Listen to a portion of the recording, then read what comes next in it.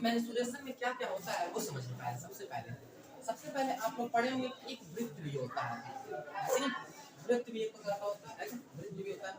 देखो फिगर पहले समझ, फिगर क्या क्या होता है। ये वृत्त है और एक गोला होता है। गोला और वृत्त में पता है क्या अंतर है?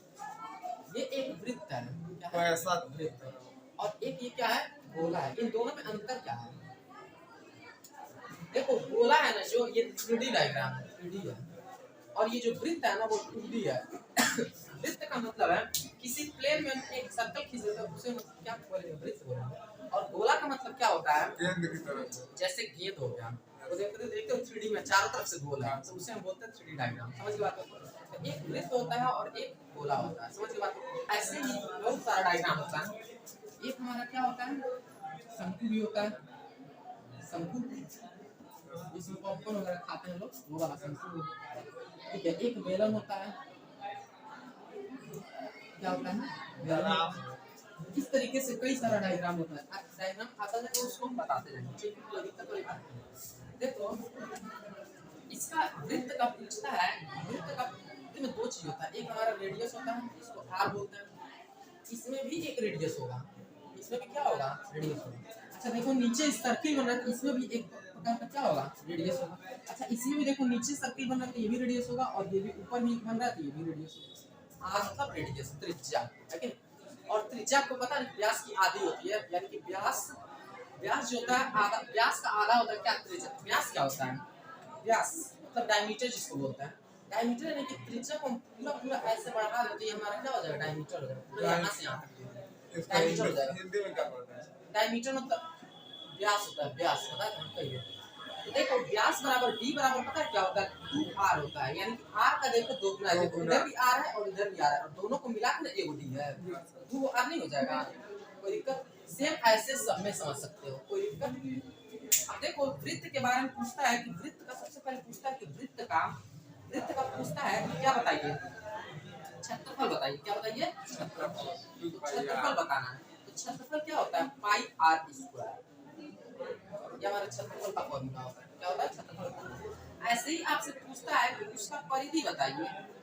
परिधि कैसे दिखाते हैं? परिधि क्या बताना है? परिधि बराबर क्या होता है? 2 पाई आर होता है। क्या होता है? 2 पाई आर। इसमें बस दो ही चीज पूछेगा। एक चीज पूछेगा कि क्षेत्रफल बताइए, बता देंगे। एक चीज पूछेगा परिधि बताइए, परिधि बता देंगे, है कि नहीं? बता देंगे दोनों। ये एक फॉर्मूला है, कोई दिक्कत? गोला का देखो जैसे कोई भी ऐसा पार्ट होता है जिसमें कुछ सामान रख सकते हो तो 3D डायग्राम में आता है। जैसे गोला में अंदर छेद होता है ना, देखो उसमें कुछ रख सकते हैं कि नहीं रख सकते हैं, तो हमारा होता है आयतन। क्या होता है? आयतन।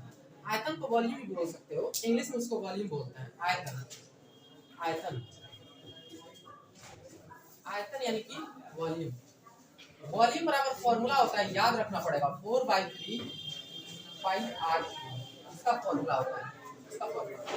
इसका एक होता है सीएस से, कर्व सरफेस एरिया। अब ये बता रहे क्या होता है? कर्व सरफेस एरिया होता है 4 पाई आर स्क्वायर, ये भी याद करना पड़ेगा। और एक होता है टीएस से, टोटल सरफेस एरिया, ये भी क्या होता है? 4 पाई आर स्क्वायर। अब देखो बता रहा है टीएस से और सीएस से होता है। ये बताओ कि जैसे एक गेंद है, पूरा चारों तरफ से गेंद है मान लो, तो अंदर घुसोगे तो तुमको चारों तरफ दिखेगा ना, चारों तरफ उसका दीवार मान लो गेंद है बड़ा सा, तो अंदर घुसेंगे पूरा अंदर से दिखेगा ना, तो हमारा होता है सीएस से, कर्व सरफेस एरिया, ठीक है? और पूरा देखते हैं तो हमारा होता है वही क्या? टीएस से। क्या होता है? टीएस से, यानी कि अंदर गोले के हम घुसे और चारों तरफ हम देख रहे हैं तो हमारा टीएस से हो जाएगा और सीएस से हो जाएगा। कोई दिक्कत? समझ के बाद सीएस और टीएस क्या होता है? यानी कि गेंद को हम पेंट कर देना तो वो हमारा सीएस से हो जाएगा। क्या हो जाएगा? सीएस से। समझ के बात को? बात समझ गए? समझ गए? ऐसे ही सिर्फ इसमें भी शंकु है, तो इसमें भी अंदर हम कुछ रख सकते हैं कि नहीं रख सकते हैं? देखते हैं पॉपकॉर्न वगैरह खाते हैं, कौन टाइप का आता है, तो वो भी एक प्रकार का क्या है? शंकु है। तो इसका भी आयतन होगा। क्या होगा? आयतन। ये शंकु है, क्या है? शंकु। इसका भी क्या होगा? आयतन होगा। आयतन यानी कि वॉल्यूम। देखो सीएस मतलब होता है कर्व सरफेस एरिया, वक्र पृष्ठ का क्षेत्रफल, इसका इंडेक्स है। टीएस होता है टोटल सरफेस एरिया, संपूर्ण पृष्ठीय क्षेत्रफल। समझ गए बात को? तो आयतन यानी कि वॉल्यूम। वॉल्यूम बराबर क्या होता है? शंकु का वॉल्यूम होता है 1/3 पाई आर स्क्वायर एच, ये इसका फॉर्मूला। ऐसे ही हमारा आता है सीएस बराबर फॉर्मूला होता है पाई आर एल। अभी एल कहां से आ गया ये नहीं पता है। एच तो हमको पता है, एच क्या है? पता है क्या है एच क्या है? h हमारा ये जो ऊंचाई है ना, ये हमारा h है। यहाँ से यहाँ तक जो डिस्टेंस है ये हमारा क्या है, h है। इसमें भी यहाँ से यहाँ तक जो डिस्टेंस है वो हमारा क्या है, h है। तो ये भी h ही होगा क्योंकि वही दूरी है ना, तो ये भी h ही होगा, वही दूरी है। लेकिन इसमें जो तिरछा है ना, तो इसे हम L बोलते हैं, सलेंट हाइट बोलते हैं। तिर्यक ऊंचाई, सलेंट हाइट इसका इंग्लिश होता है। तिर्यक ऊंचाई इसका, इसको बोलते हैं। समझ गए बातों को? तो ये हमारा होता है तिर्यक ऊंचाई। ये बताओ कि इसका CSA होता है पाई आर एल, यानी कि सब वैल्यू दिया रहेगा, वस्तुओं को वैल्यू पुट करके आंसर निकाल देना होगा। समझ के बातों को? और एक क्वेश्चन पूछेगा CSA बताइए। CSA मतलब वक्र पृष्ठ का क्षेत्रफल है कि नहीं, और TSA मतलब संपूर्ण पृष्ठ का क्षेत्रफल। समझ के बातों को? हिंदी हिंदी भी लिख दीजिए। हम लिख देंगे, अब यहाँ पे पूरा हिंदी लिख देंगे, ठीक है। CSA और TSA दोनों का फॉर्मूला है। देखो यहाँ पे अब TSA क्या हो जाएगा, TSA टोटल सरफेस एरिया। ये बताओ टोटल सरफेस एरिया देखो क्या होता है, पाई आर एल और प्लस पाई आर स्क्वायर। अब ये आया कैसे, अब देखो वो बताओ। ये बताओ कि TSA मतलब टोटल सरफेस एरिया, यानी ऊपर नीचे आगे मतलब बाहर बाहर सब कुछ जितना भी है सबका एरिया निकालेंगे, तभी तो संपूर्ण पृष्ठ क्षेत्रफल आएगा।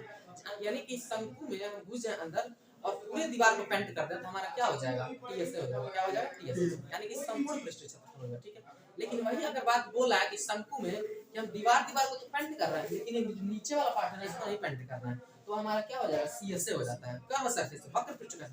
जैसे हम ऐसे घूम के जब देखते हैं ना तो कर्व देखते हैं, क्या देखते हैं, कर्व, ऐसे घूम के। लेकिन अगर ऊपर और नीचे भी देख लें तो हमारा संपूर्ण हो जाएगा।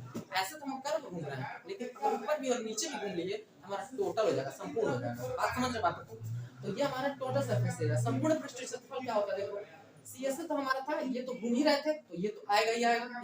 नीचे वाला एक हमारा जो है ना एक्स्ट्रा आ गया, एक्स्ट्रा एक नीचे वृत्त बन रहा है ना, तो वृत्त का क्षेत्रफल क्या होता है, पाई आर स्क्वायर होता है। अभी यहाँ पे लिखे थे पाई आर स्क्वायर, तो नीचे वाला जो क्षेत्रफल है वो जुड़ जाएगा ना, वही जुड़ गया संपूर्ण पृष्ठ क्षेत्रफल। समझो संपूर्ण पृष्ठ क्षेत्रफल कहां से आया है, समझो कि नहीं समझो? फिगर CSA में हमारा ये घूम रहे थे तो हमारा CSA आ रहा था, वो तो आएगा नहीं आएगा, संपूर्ण है ना ये, तो नीचे वाला भी आएगा, नीचे वाला भी आ गया है कि नीचे वाला आएगा, हां पूरा हो जाएगा संपूर्ण पृष्ठ क्षेत्रफल।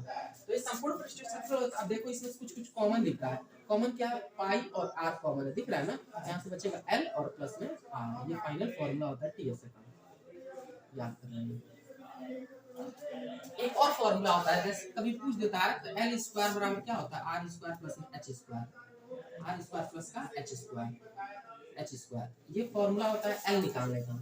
अरे ये एक प्रकार का राइट एंगल ट्रायंगल है, तो पाइथागोरस प्रमेय पढ़े हो नहीं पढ़े हो? कर्ण का स्क्वायर बराबर लंब का स्क्वायर प्लस आधार का स्क्वायर, कर्ण का स्क्वायर बराबर लंब का स्क्वायर प्लस आधार का स्क्वायर, वही लिखते हैं, इसमें कुछ खास नहीं है कि समझ गए बातों को? ये पाइथागोरस प्रमेय क्लास 10 9 में पढ़ा है। तो ये हो गया, ये तो हो गया अभी शंकु के बारे में, शंकु के बारे में। अब आते हैं किसके बारे में, बेलन के बारे में। ये एक प्रकार का क्या है, बेलन।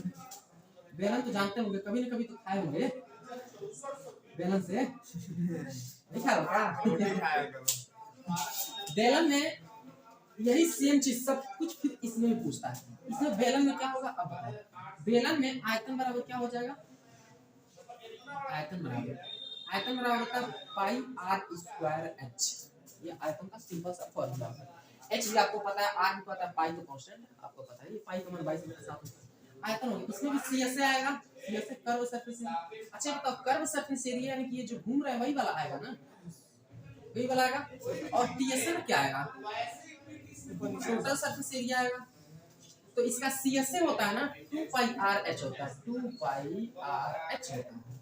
इसका जो CSA जो घूम कर देखते हैं क्या होता है, 2 पाई आर एच, याद रखना, ठीक है, 2 पाई आर एच।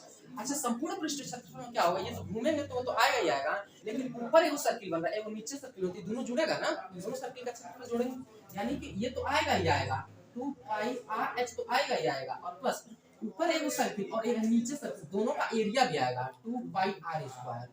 पाई आर स्क्वायर एगो नीचे वाला हो गया और एगो ऊपर वाला का 2 से गुणा कर दिए। बात समझे अब क्यों आया है ये वाला दोनों का किया है। अरे नीचे भी एक सर्किल बन रहा है, इसमें एक सर्किल बन रहा था, एक आ रहा था पाई आर स्क्वायर, लेकिन इसमें दो सर्किल बन रहा है ना, देखो ऊपर नीचे दोनों बन, दो नहीं आएगा तो हो गया सब दो बना इधर वाला, ये वाला तो इसमें से आया है। उसमें ये 2 फार्मूला में याद करना पड़ेगा यार, ये फार्मूला निकाले हम लोग तो इसको याद करना पड़ेगा। अब देखो इसमें कॉमन कहां से आ गया, कॉमन क्या आ गया, 2 पाई आर कॉमन आ गया, तो 2 पाई आर कॉमन ले लो, बचेगा h और प्लस में r। तो ये हमारा TSA होता है, टोटल सरफेस एरिया। ये हम लोगों का अभी तक का फॉर्मूला, मतलब इतना का यूज हम लोग करेंगे फिलहाल। अभी और भी आएगा तो उसको भी हम लिखते जाएंगे। सारा फॉर्मूला जल्दी से लिख लो। सर उसका लिख दीजिए टीएसए का। अच्छा टीएसए और सीएसए का फुल फॉर्म देखो, टीएसए का फुल फॉर्म लिख लेते हैं। देखो सीएसए का फुल फॉर्म होता है, सीएसए का कर्व सरफेस एरिया, वक्र पृष्ठ का क्षेत्रफल, वक्र पृष्ठ का क्षेत्रफल, ठीक है। टीएसए का होता है टोटल सरफेस एरिया, यानी कि संपूर्ण पृष्ठीय क्षेत्रफल, संपूर्ण पृष्ठीय क्षेत्रफल। और वॉल्यूम मतलब आयतन। जल्दी देखिए, अभी इसी पर क्वेश्चन नहीं और कुछ करना ही, फोन से नहीं लिखो पहले फॉर्मूला। अब जैसे मान लो क्वेश्चन दे रहे हैं, देखते हैं कैसे क्वेश्चन इसमें पूछता है, ये तो देखना जरूरी है ना। जैसे देगा, देखो बाबू वाला क्वेश्चन नहीं पूछेगा, बोलेगा कि ये वृत्त है एक तो, इसका त्रिज्या मान लो 7 सेंटीमीटर है, 7 सेंटीमीटर है। पूछेगा इस वृत्त का जो त्रिज्या था 7 सेंटीमीटर था, और इसको 50% हम बढ़ा देते हैं। क्या करते हैं, 50% बढ़ाएंगे त्रिज्या को, कितना बड़ा वृत्त बन जाएगा। त्रिज्या बढ़ेगा तो वृत्त बढ़ेगा ना। बोलेगा कि इस वृत्त का जो त्रिज्या था ना, इस वृत्त का जो त्रिज्या था 7, अब चलो 7 नहीं देगा, चलो मान लो 7, ठीक 7। बोलेगा कि इस वृत्त की जो त्रिज्या है ना, वो कितना परसेंट हम बढ़ाते हैं, 50% बढ़ाते हैं। कितना परसेंट, 50%। तो 50% बोला कि त्रिज्या जो था r जो था वो 50% बढ़ गया, 50% बढ़ गया, यानी कि तब ये बड़ा वाला r बन गया, 50% बढ़ गया, बड़ा वाला वृत्त का बड़ा वाला r बना सकते हैं। तो पूछेगा कि बताइए कि इसका, और ऐसे ही 5 क्वेश्चन और होमवर्क देंगे देखो बताने के बाद। पहले देखो ध्यान से, सबसे पहले त्रिज्या बढ़ी है ना 50%, तो सबसे पहले त्रिज्या 7 थी, ठीक है। 50% बढ़ेगा यानी कि 150 से बटा में 100 हो जाएगा, परसेंटेज हटाने के लिए पढ़ चुके हम लोग। तो 25 6 के 150 और 25 चौको 100, यानी कि 3 बटा कितना आ जाएगा, 2, 3 बटा 2 आ गया, यानी कि 7 गुणे 3 बटा 2 ये बड़ा वाला की त्रिज्या होगा। कोई दिक्कत, बड़ा वाला की त्रिज्या होगा। अगर इसको मल्टीप्लाई कर रहे हैं तो त्रिज्या बड़ा वाला कितना आ जाएगा, 7 3 21 और बटा में कितना, कोई दिक्कत, 2.5 हो गया। अब बताओ और छोटा वाला त्रिज्या कितना था, छोटा वाला r कितना था, छोटा वाला कितना था 7। ये दोनों r अभी निकाले हैं, क्या निकाले हैं, पहला r दिया दूसरा r अभी निकाले हैं, समझ गए बातों को, निकाले हैं। अब ये दोनों r से क्षेत्रफल निकालना है, क्षेत्रफल, छोटा वाला क्षेत्रफल निकालेंगे, छोटे वाले वृत्त का क्षेत्रफल निकालेंगे, क्षेत्रफल मतलब क्षेत्रफल, ठीक है। पहले छोटे वाले क्षेत्रफल निकालेंगे, इसका क्षेत्रफल क्या होगा, इसका क्षेत्रफल क्या होगा, पाई r स्क्वायर, पाई का वैल्यू, चलो पाई r, और बड़ा वाला का क्षेत्रफल क्या होगा, बड़ा वाला क्षेत्रफल क्या होगा, पाई r स्क्वायर, इसका भी होगा। क्षेत्रफल बदल जाएगा, क्षेत्रफल का फार्मूला बदल जाएगा क्या, नहीं बदलेगा, क्या नहीं बदलेगा, कहीं भी जाएगा। तो पाई r स्क्वायर, पाई देखो दोनों कट जाएगा, नहीं कट जाएगा जी, कट जाएगा। r स्क्वायर, छोटा वाला r स्क्वायर कितना है, 7 गुना 7, और ये रेशियो निकालेंगे। अब ये कितना है, इसका बड़ा वाला कितना है, 21/2 और गुना में 21/2, कोई दिक्कत वाली बात। अब बताओ कि 7 से कट जाएगा 7 त्रिक 21 और 7 से कट जाएगा 7 त्रिक 21, तो ये 1 होगा और ये कितना होगा, 3 त्रिक 9 और बटा में 4, तो 4 का इधर आ जाएगा ना, 4 इधर आ जाएगा, गुणा करते हैं एलसीएम लेके, तो 4 का 4 अनुपात कितना हो गया, 9। अब बताओ कि कोई संख्या है 4 से कितना हो गया, 9, तो बढ़ा है कितना, 5, और बटा में कितना 4 और गुणा में कितना 100, ऐसे परसेंटेज निकालते हैं। क्या निकालते हैं, परसेंटेज, कितना परसेंटेज का है, 4 से कट जाएगा कितना में 25 में 25 125% इसका क्या हो जाएगा आंसर, यानी कि क्षेत्रफल कितना बढ़ गया 125%। ऐसे क्वेश्चन लगेगा। अब देखो अभी एक बार और समझाएंगे, ये तो समझ गए हो, ये तो क्वेश्चन था, ये क्वेश्चन तो बोला था 50% त्रिज्या बढ़ाते तो त्रिज्या निकालें, त्रिज्या ही लिखा है। क्वेश्चन असली यहाँ से स्टार्ट हुआ, पाई r स्क्वायर, अभी फॉर्मूला बताएं, सारा वैल्यू होगी, पाई कर दिया, r स्क्वायर इसको सॉल्व किए तो 4 से 9 कोई दिक्कत वाली बात नहीं। परसेंटेज कैलकुलेट के लिए क्या करता है, कितना बड़ा है डिफरेंस लेते हैं 5 का, शुरू वाला जो वैल्यू था उसको लेते हैं, गुणा में क्या करते हैं 100% निकाल देते हैं, 125% हमारा आंसर आ जाता है, कोई दिक्कत वाली बात नहीं। अब इसको हम बिना त्रिज्या निकाले ये सब नहीं निकालते ना, ये सब नहीं निकालते तो भी आंसर आ जाता है। देखो बताते हैं कैसे, 50% 50% में बढ़ रहा था, देखो कितना बढ़ रहा था 50%, देखो 50% बढ़ रहा है। देखो बिना त्रिज्या निकाले भी लग सकता है, देखो ध्यान से कैसे, दूसरा कोई नहीं बताएगा, बता रहे हैं 50% त्रिज्या बढ़ जाता है, यानी कि आर जो है ना, आर जो बढ़ जाता है, यानी कि 100 से 150 हो जाता है, तभी तो 50% बढ़ेगा, नहीं समझेगा? अरे 50% त्रिज्या बढ़ेगी, यानी कि 100 का परसेंटेज में कभी कैलकुलेट करके 100 मानते हैं, कितना मानते हैं 100, तो 100 त्रिज्या थी, कितनी हो गई 150, ऐसा हम नहीं बोला, ऐसा क्वेश्चन बोल रहा था 150, 100 पहले से 50 बढ़ गई। 100 परसेंटेज में कैलकुलेट करने के लिए 100 हमेशा ले लेते हैं, परसेंटेज वाला चेक करना, YouTube से वीडियो सारा देख लीजिएगा। तो ये 0 से 0 कट जाएगा, 5 से कट जाएगा, 5 गुना 10 और 5 तिया, कोई दिक्कत वाली बात? बढ़ा है कितना, बढ़ा है कितना का जी 1, और बटा में कितना 2, और गुना में कितना 100, यानी कि त्रिज्या बढ़ी है ना, अभी क्षेत्रफल थोड़ा बढ़ा है, क्षेत्रफल अभी नहीं बढ़ा है, देखो अभी ये त्रिज्या बढ़ी है, त्रिज्या कितना बढ़ी है, त्रिज्या बढ़ी है कितना, यानी कि r जो बढ़ा है वो 2 से कितना हो गया 3। अच्छा क्षेत्रफल में देखो r स्क्वायर आता है, याद करो क्षेत्रफल का फॉर्मूला में r स्क्वायर आता है ना, तो इसका स्क्वायर लिखेंगे 2 गुना कितना हो जाएगा 4, और ये 3 3 कितना हो जाएगा 9, बढ़ा है कितना जी 5, और बटा में कितना 4, शुरू वाला वैल्यू लेते हैं, गुना में क्या 100, देख रहे हो आ गया 25 से 25 बचे 125 आंसर, यानी कितना परसेंट हमारा क्षेत्रफल क्या हो जाएगा बढ़ जाएगा। तो उतना सब करने के बजाय हम लोग ऐसे करेंगे, हम दोनों विधि बता दिए ना ताकि ये कैसे आया, देखो लिख लो, ये भी लिखो, देखो ध्यान से, कुछ इसमें था ही नहीं खास।